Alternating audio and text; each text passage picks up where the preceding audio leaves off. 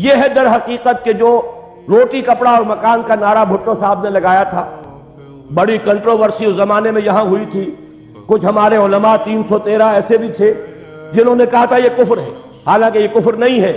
میرے مضامین 1969 کے 70 کے موجود ہیں۔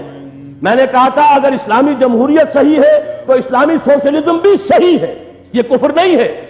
جمہوریت بھی اگر اس میں اسلام نہیں ہے تو کفر ہے، شرک ہے، وہ حاکمیت انسان کے اوپر قائم ہے، لہذا کفر ہے۔ لیکن اگر کتاب و سنت کے تابع ہو جائے تو گویا کہ وہی کافر مسلمان ہو گیا، یہ اسلامی جمہوریت ہو گئی اور اسلامی کی صدارتی جمہوریت۔ لیکن اسی طریقے سے سوشلزم کا بھی کچھ اصول جو ہے وہ اسلام ہی سے مستعار لیے گئے ہیں، اور اقبال نے یہ بات کہی ہے صحیح، یہ ساری چیزیں جہاں کہیں کوئی خیر ہے اسلام سے مستعار لیا گیا ہے۔ ہر کجا بینی جہان رنگ و بو، آنکھ از خاکش برو یا دارزو، یا ز نور مصطفیٰ اورا بہا، یا ہنوز اندر تلاش مصطفیٰ۔ روٹی کپڑا اور مکان کا نعرہ کافرانہ نہیں تھا، ہر شہری کی کفالت۔ حضرت عمر نے تو فرمایا تھا کہ اگر کتا بھی بھوکا مر گیا تو ذمہ دار عمر ہوگا قیامت کے دن۔ آپ اندازہ کیجئے اس سے بڑا ویلفیئر کا نظام کون سا ہوگا۔ لیکن زکوٰۃ ہو ان دی رائٹ ارنسٹ۔ ضیاء الحق صاحب نے زکوٰۃ کو بھی بدنام کیا، بینک ڈپازٹ میں سے کچھ کاٹ لیا، یہ زکوٰۃ ہو گئی، انا للہ و انا الیہ راجعون۔ نجاست کے ڈھیر میں سے کچھ نجاست لے آئے اور زکوٰۃ بن گئی، حالانکہ اصل زکوٰۃ ہے کل اموال تجارت پر زکوٰۃ۔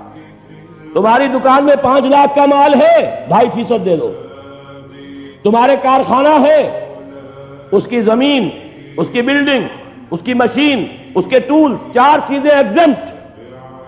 لیکن جو سرمایہ چل رہا ہے، جو خام مال پڑا ہے 20 لاکھ کا پڑا ہے، جو فنشڈ پروڈکٹ ہے 30 لاکھ کی پڑی ہے، 50 لاکھ کے اوپر 2.5% دے دو۔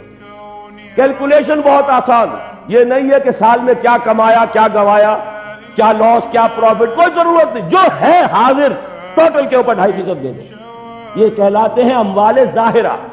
اموال باطنہ وہ ہوتے ہیں جو آپ کے ہاں کوئی گھر میں کوئی سلیور پر رکھا ہے، کوئی کیش رکھا ہوا ہے، اس کی زبردستی نہیں لیتی اسلامی ریاست۔ اسلامی ریاست اموال باطنہ کی زکوٰۃ میں لوگوں کو آزاد چھوڑ دیتی ہے، چاہے تو وہ ریاست کو دے، چاہے اپنے طور پر دے دے، ورنہ تو یہ کہ گھر گھر جا کر صندوقوں کی تلاشی لینی پڑے گی۔